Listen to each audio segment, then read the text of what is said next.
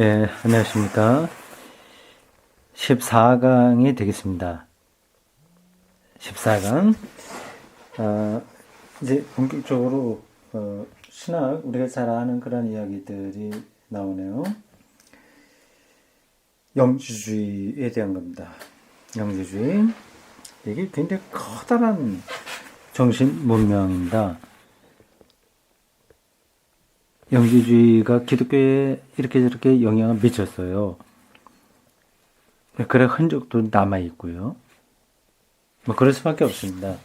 기독교가 자기를 다른 세계에 변증하려면 그 당시 어떤 세계관을 도구로 사용해야 되지 않겠습니까?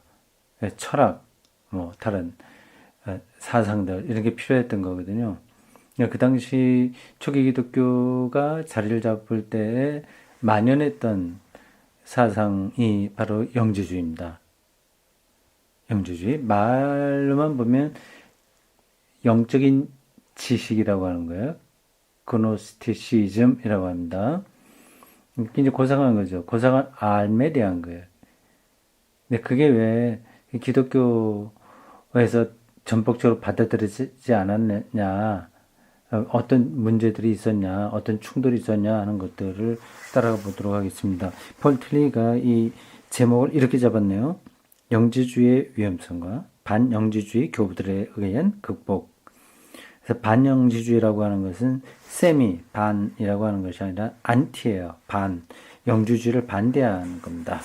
영지주의 1번 이렇게 되어 있습니다. 영지주의에 대한 정의가 나오겠죠. 설명 굉장히 기네요.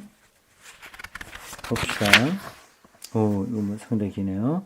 일단 영지주의를 설명하고 그 다음에 그것에 대한 교부들의 반대를 하겠네요. 예, 2번이 반영지주의적 교부들과 초기 카톨리시즘의 터잡음 이렇게 되어 있습니다. 자, 영지주의 봅시다. 변정론자들 앞에서 대표적으로는 유스테누스 이런 사람이었어요. 변정론자들. 네, 기독교를 변정해 보려고 했었던 사람들이요. 교회 바깥에 있는 세계의 기독교를 보편적 언어와 개념으로 설명해 보려고 했었던 사람들입니다. 변정론자들은 철학자들과 로마 황제들에 대해서 기독교를 변증했다. 그러나 이 기독교에 대한 위협은 밖에서 온 것만이 아니었다. 좀 더 큰 위협은 안으로부터 온 것이었다. 영지주의의 위협이 바로 것이다. 영지주의가 기독교 안에 상당히 뿌리를 내렸거든요. 그게 매력적이기 때문에 그렇습니다. 세상에 있는 어떤 뭐 세속적인 거 그거하고는 좀 다른 고상한 지식을 말하기 때문에 초기 기독교인들이 마음을 줄만한 거죠. 영지주의란 말은 그노시스라는 그리스어에서 유래했다. 그것은 지식을 말한다. 그노시스라는 이 말은 세 가지 의미로 쓰여졌다. 첫째는 지식 일반이란 의미, 둘째는 신비적 합일이란 의미, 세 번째는 성적 결합이란 의미이다. 세 번째 성적 결합이라고 하는 의미도 여기 단어에 있단 말이죠. 좀 몰랐던 겁니다.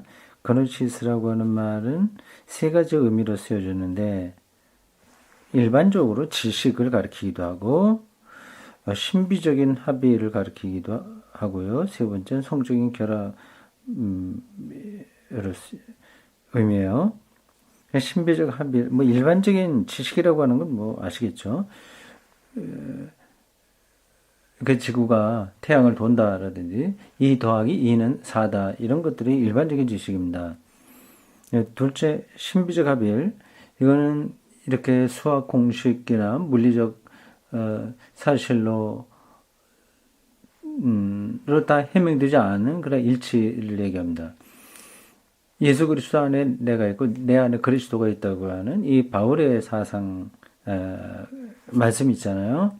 그런 것들은 신비적 합일이죠. 성만찬을 통해서 우리가 그리스도의 몸과 하나 된다고 하는 것도 실질적으로 그래야 되는 건 아니잖아요. 신비적인 합일입니다. 성적 결합은 상당한 다이나믹한 게 있는데 그것까지 이 그노시스라고 하는 단어가 포함하고 있군요. 가봅시다. 이 세 가지 의미는 모두 신약 성서 안에서도 찾아볼 수 있다. 그노시스란 헬라어예요. 그노시스란 과학적 인식을 의미하지 않고 참여에 대한 인식을 의미한다. 그러니까 기독교에서 그걸 매력적으로 생각할 수밖에 없는 거예요. 그냥 겉으로 드러나는 것이 아니라 거기 이렇게 참여하는 것까지 포함하니까 그렇습니다. 이것은 부부 사이의 관계처럼 친밀한 결합이다.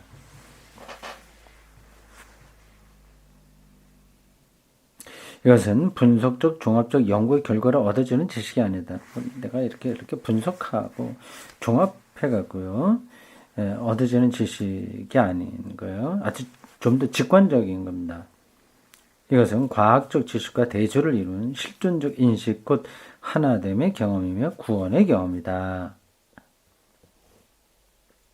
물론 영지주의자들은 그리스도적 지식인들이었다. 모든 영지주의자들이 그리스도 지식인이었다고 하는 건 아니고요. 기독교인 중에서 영지주의자에 속한 사람들은 기독교적인 지식인들이었다고 하는 겁니다. 그러나 그들은 인간의 인식적 기능을 신적인 것의 참여로 이해하고 있었다. 영지주의는 통일을 이룬 하나의 종파는 아니었다. 말하자면 그것은 많은 분파로서 이루어졌고 고대 말기에 널리 퍼져 있던 하나의 종교 운동이었다. 그노시즘, 영지주의가 단순한 철학, 그 당시에는 철학 자체가 종교적 성격이 있었던 거죠. 종교 운동이었다. 그래서 우리가 흔히 말하는 혼합주의라고 부르는 것으로서 혼합주의, 시크레티스무스 독일어고요. 시크레티시즘 영어입니다. 혼합주의 이거저거 같이 섞어서 가장 좋은 것을 만들어 가려고 하는 어떤 흐름 그런 것들을 혼합주의라고 합니다. 그런 것으로서 당시 모든 종교적 전통의 혼합물이었다. 그것은 전 세계 전체에 퍼져 있었다. 그래서 세계 전체라고 하는 것은 주로 유럽을 가리키죠. 그래서 그것은 그리스 철학에도 뚫고 들어갔고 유대교에도 뚫고 들어갔으며 알렉산드리아의 필로는 그 전형적인 선구자였다. 알렉산드리아가 유대교 디아스포라 유대인들이 많았던 곳입니다. 이집트의 북쪽에 있는 커다란 도시였어요. 아주 유명한 도시입니다. 알렉산드리아라고 이렇게 도시 이름이 붙여진 걸 보면 알렉산드 대왕이 거기를 정복해서 자기 이름을 붙여서 발전시킨 도시로 보입니다. 알렉산드리아에 필론이라고 하는 유대인 학자가 있는데 그게 이제 유대교 안에 있는 영지주의자들의 대표라고 하네요. 또 로마 제국과 그리스도교에도 뚫고 들어갔을 정도가 아주 강한 것이었다. 앞에서 그렇게 말씀드렸죠. 만연히 있었다. 그 당시에 지중해 중심으로 해서 남쪽 이집트, 동쪽 팔레스타인과 페르시아 이런 쪽, 북쪽에 그리스와 로마 이런 쭉 전체적으로 이 영지주의가 여러 곳에 여러 분야에 깊이 뿌리를 내렸습니다. 매력적이었어요. 이 종교적 혼합물이 영지주의의 중요한 전제는 다음과 같은 것이다. 우리가 지금 영지주의가 뭔가를 틸리히를 통해서 배우고 있는 중입니다. 중요한 공부예요. 기독교 안에 이 영지주의적인 요소가 있기 때문입니다. 선악 대립 이런 것들은 영지주의적이에요. 빛과 어둠 이런 것들이 그렇습니다. 그러니까 복음서 중에서 맨 나중에 기록된 요한복음 안에 그런 요소들이 많이 있습니다. 성서적인 근거의 구약 성경이죠. 거기에 따르면 선악 이원론적 대립은 불가능합니다. 근데 그런 불가능한 것으로 이 세계를 해명하기는 쉽지 않거든요. 이 세계에 왜 이렇게 악이 있고 불행이 있고 재앙이 있냐 하는 것에 대해서 유일신론적인 구약 성서로는 설명이 그렇게 깨끗하게 되지 않습니다. 자, 그 영지주의가 말하고 있는 전제 몇 가지가 여기 나옵니다. 봅시다. 첫째, 모든 민족 종교는 알렉산더 대왕과 로마의 정복으로 하여 무너진다는 것이다. 이런 걸 전제한다. 나라가 무너지니까 결국은 영적인 지식이 최고다. 그런 뜻인가 보죠. 위대한 세계 제국이 모든 민족을 근전시킨다는 것이다. 이것은 소극적인 전제다. 둘째, 신화에 대한 철학적 비유적 해석이다. 영지주의 체계는 우리에게 합리화된 신화론을 대하는 느낌을 준다. 신화를 합리적으로 설명했단 말이죠. 네, 이런 거 하나하나 다 설명을 해야 되는데, 저도 잘 모릅니다. 어렴풋이만 알아서, 설명하지 않겠습니다. 셋째는 고대 신비주의 전통인 미리 종교의 부흥이다. 미리 종교. 넷째, 동방의 종교운동에서 볼 수 있었던 심령 등 마술적 요소의 재등장이다. 여기서 동방이라고 하는 것은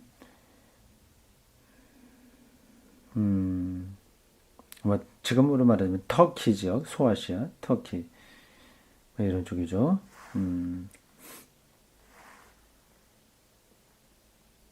여러 가지 정치적 사상들은 서쪽에서 동쪽으로 옮겨왔지만 종교운동, 영지주의라고 부르는 이 종교적 혼합주의 운동을 포함해서 이런 것들은 동쪽에서 서쪽으로 옮겨왔다.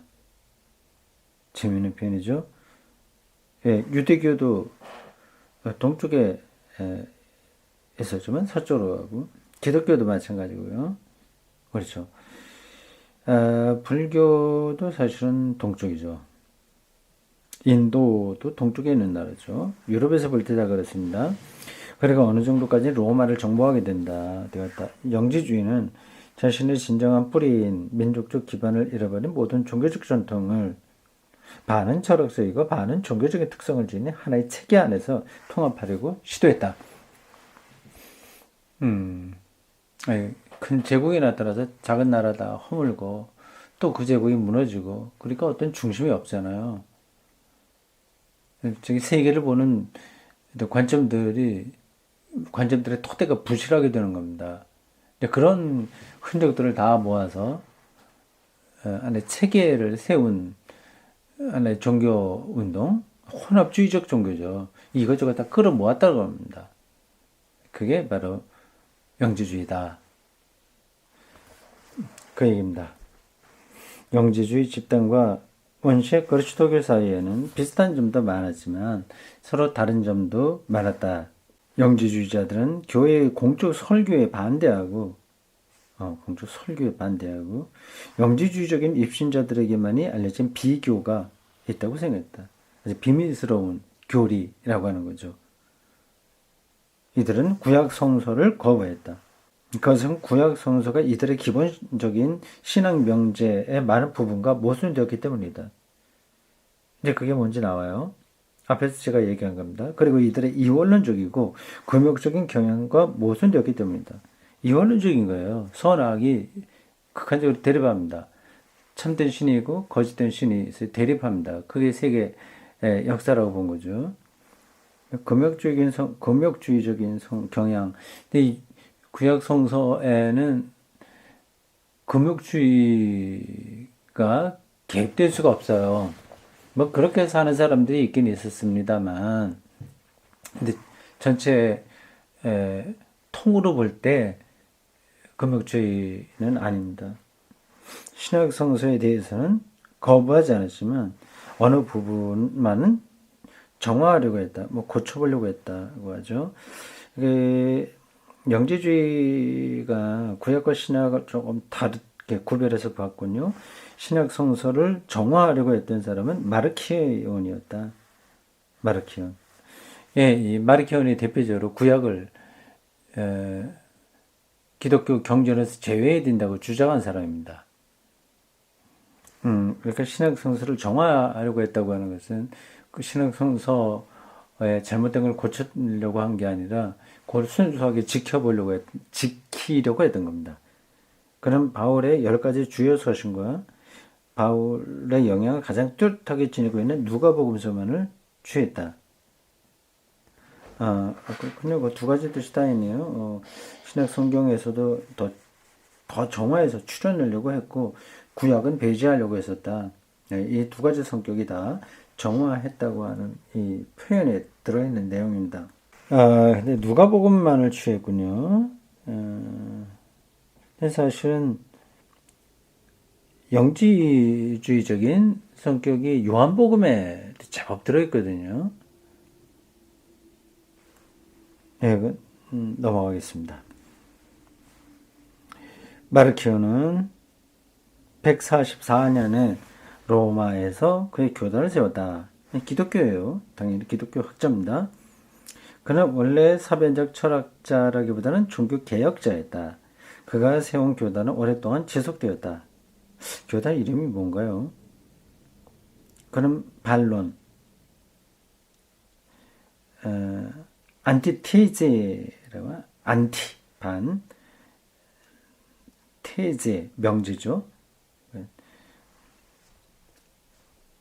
그러한 제목의 책을 썼는데, 여기에서 그는 구약 성서의 신과 신약 성서의 신을 대립시키고, 구약의 신은 율법의 신이라고 해서 거부하고, 신약의 신은 복음의 신이라고 해서 받아들였다. 그래서 두 신이 있어 어느 쪽을 선택할 것인가의 문제로서 이해할 것이 아니다. 오히려 그것은 하르나기 만년에 실험했던 문제가 이것이었지만 구약과 신약의 두 성서가 도대체 결합될 수 있는 것인가의 문제로 이해해야 할 것이다. 마르키온 혹은 마르시온이라고도 합니다. 마르키온주의는 철저하게 바울주의적 한 형태로서 전체 교회사를 꿰뚫고 있다. 이 바울주의의 한 형태라 이렇게 표현하고 있네요. 그럼 바울에게도 영지주의적인 요소가 있다는 이야기이지 않습니까? 신비적 그리스도와의 결합 뭐 이런 거를 본다면 그렇게 볼만도 한데 근데 딱 그렇게 규정하기는 쉽지 않을 것 같은데요. 오늘날 우리는 계시의 신과 자연법의 신을 대립시킨 바르트 학파에서 마르키온주의의 모습을 본다. 이 틸리는 한 걸음 더 나가서 바르트 학파까지 마르키온주의 저기는 흔적이 있는 걸로 보네요. 그건 조금 많이 나간 이야기 같습니다. 물론 바르트 학파에서는 제2의 신을 말하지 않는다.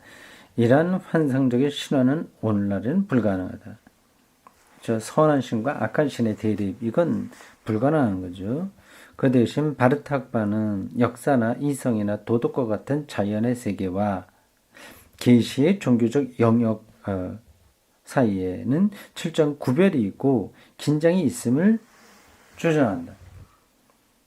요게 이제 틸리 신학과 바르트 신학의 차이점이 있는 겁니다. 이 틸리는 이 문화 신학자라고 하는 말이 있듯이 이 세계와 문화 그런 것을 이제 적극적으로 옹호하는 편입니다. 그런데 바르트는 거기에 좀 비판적인 거죠. 그러니까 복음과 문화 사이에는 접촉점이 없는 걸로 바르트는 이해하지만 틸리는 복음과 문화는 마치 어, 어, 몸과 옷처럼 같이 결합되어 있는 거죠.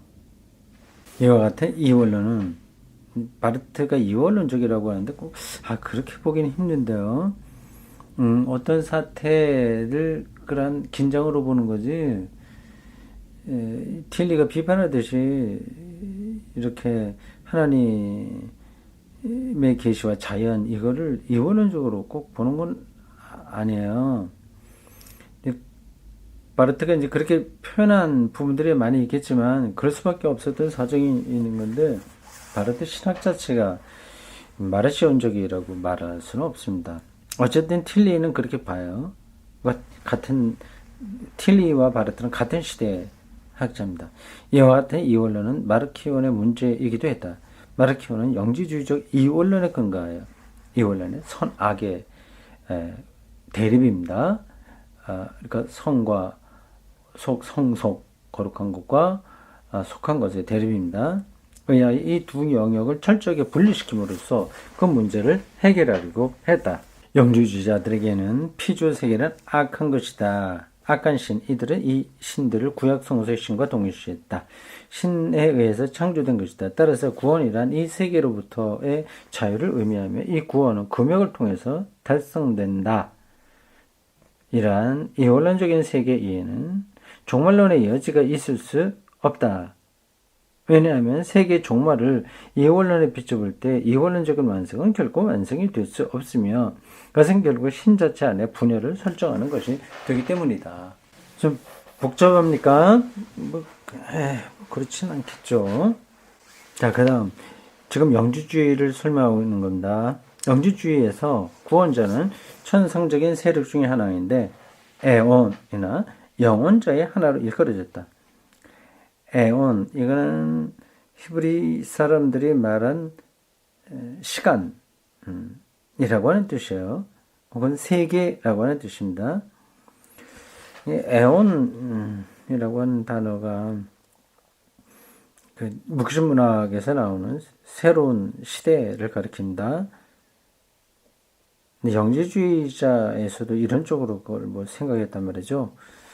가봅시다. 여기서 영혼자란 말은 무시간성을 가리키는 게 아니고 여러 가지 우주적인 힘을 의미한다. 좀 더 고차적인 에온, 구원자로서의 에온, 구원자로서의 존재의 힘은 지상에 내려와서 사람의 몸을 입었다. 그러나 신적 힘으로서의 구원자 자신은 순환당할 수 없다. 이것은 자명하다. 그래서 그는 이질적인 몸 또는 가상적인 몸을 입는다. 그래서 이러한 것에 바탕에서 가현설이 나오는 거죠. 가현설. 도케티즘이라고 하는 이런 예수의 가현을 얘기합니다. 그렇다고 그가 사립되는 것은 아니다. 그림자처럼 나타나는 거라서 사립되는 것은 아니다. 예수의 육체성을 부정한 거죠. 이 점이 바로 초기 그리스도인들에겐 중대한 문제가 되었으며 이 때문에 이들은 영지주의를 거부하게 되었다. 예수의 인간성이 약화되는 거죠. 구원자는 여러 가지 점성술적인 힘이 다스리는 다른 영역으로 내려온다. 여기에는 특히 유성에 대해서 언급하고 있다. 여기서는 유성이요. 아하. 고대인들이니까 그걸 생각할 수밖에 없겠죠. 유성, 해성, 유성. 그런 겁니다. 유성은 르네상스 이래 주고 심지어 프로테스탄티즘에서까지도 점성술적인 힘으로 생각되었다. 구원자는 이런 마성적인 세력들의 영역을 뚫고 내려와 이것들을 정복하고 그렇게 함으로써 마성적인 세력들이 숨기고 있는 무기를 폭로한다. 구원자는 그들의 이름과 성격을 폭로함으로써 그들의 세력의 인장을 파괴한다. 마성적인 힘이 지니는 비밀의 이름을 아는 사람은 그 이름을 부름으로써 그 힘을 이긴 사람이 되고 그 힘을 무너뜨리게 된다. 좀 복잡하죠. 어느 영지주의 문서에는 이렇게 나타나 있다. 굉장히 신비적이고 미리적입니다. 이 인장을 가진 자가 가진 내가 내려가서 모든 애원을 뚫고 나가리라. 요한계시록에 있는 표현하고 비슷해요. 나는 모든 비밀을 알 것이며 신의 모습을 보여주리라. 그리고서 나는 그노시스라고 부르는 거룩한 길에 숨겨진 것들을 가지고 가리라. 여기에서 우리는 선한 신, 곧 땅 위에 내려온 비의 비밀스러운 의식이에요. 의 힘이 약속되어 있음을 알게 된다. 굉장히 신비적인 종교, 혼합 종교라고 하는 것을 여기서도 알 수 있죠. 선악의 이 원론적인 구별을 통해서 이 세상을 해명해 보려고 하는 겁니다. 그 다음 마성적 세력은 운명을 나타내고 있다. 그들의 손에 떨어진 인간의 혼은 구원자에 의해서 그리고 그 구원자가 가져온 지식에 의해서 지식에 의해서 해방된다. 말하자면 영지주의의 구원자는 유성적 세력들의 검은 마술에 대해서 좋은 마술을 사용한다. 이 유성적 세력, 이렇게 유성적 세력, 별이 유성적 세력, 흘러가는 별을 얘기하는 거예요. 유성.